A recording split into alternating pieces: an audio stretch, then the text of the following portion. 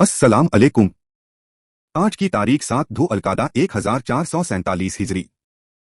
एक फर्ज के बारे में हज के महीने में एहराम बांधना। हजरत अब्दुल्लाह इब्ने अब्बास फरमाते हैं सुन्नत यह है कि हज का एहराम हज के महीनों में ही बांधा जाए। शब्बाल, जिकादा और जिलहिज्जा के पहले 10 दिनों को अशूरे हज यानी हज के महीने कहा जाता है। इन्हीं महीनों के अंदर अंदर हज का एहराम बांधना जरूरी है। एक सुन्नत के बारे में ज़म-ज़म खड़े होकर पीना।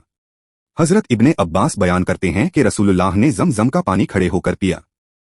एक अहम अमाल की फजीलत अल्लाह के रास्ते में सवारी देना। रसूलुल्लाह सल्लल्लाहु अलैहि वसल्लम ने फरमाया, जो शख्स अल्लाह और उसके वादे पर यकीन के साथ उसके रास्ते में अपनी सवारी देगा तो उस सवारी का खाना पीना, लीद और पेशाब का वजन भी क़यामत के दिन नेकियों में शुमार होगा। इस हदीस के अंदर हर तरह की गाड़ियां भी दाखिल हैं। एक गुनाह के बारे में रिश्वत की लेन देन करना। हजरत अब्दुल्लाह बिन अमर फरमाते हैं, रसूलुल्लाह सल्लल्लाहु अलैहि वसल्लम ने रिश्वत देने वाले और रिश्वत लेने वाले पर लानत फरमाई है। आखिरत के बारे में गुनाहगारों के लिए जहन्नम की आग है। कुरान की सूरह तूर में अल्लाह ताला फरमाता है, अल्लाह का अजाब उस दिन होगा जिस दिन आसमान थर थर कांपने लगेगा और पहाड़ अपनी जगह से चल पड़ेंगे। उस दिन झुटलाने वालों के लिए बड़ी खराबी होगी। जो बेहुदा मशगले में लगे रहते हैं, उस दिन उनको जहन्नम की आग की तरफ धक्के मारकर ढकेला जाएगा और कहा जाएगा, यही वह आग है जिसको तुम झुटलाया करते थे। तिब्बे नबवी से इलाज, खुजली का इलाज।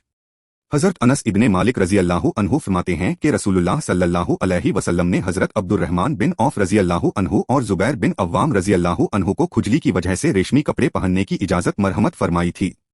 आम हालात में मर्दों के लिए रेशमी लिबास पहनना हराम है, मगर जरूरत की वजह से माहिर हकीम या डॉक्टर कहे तो गुंजाइश है।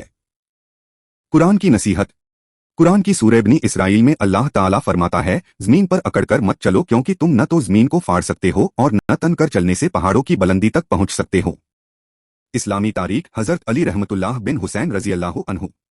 हजरत अली बिन हुसैन जिनकी कुन्नियत अबुल हसन और लक़ब ज़ैनुल आबिदीन है, हजरत हुसैन के सबसे छोटे बेटे थे। हजरत ज़ैनुल आबिदीन जो न सिर्फ एक ताबी थे बल्कि खानदाने नुबुव्वत के चशम व चिराग भी थे। मैदाने करबला में अहले बैत की शहादत के बाद मर्दों में सिर्फ इनकी जात ही बाकी रह गई थी जिनसे हजरत हुसैन की नस्ल चली।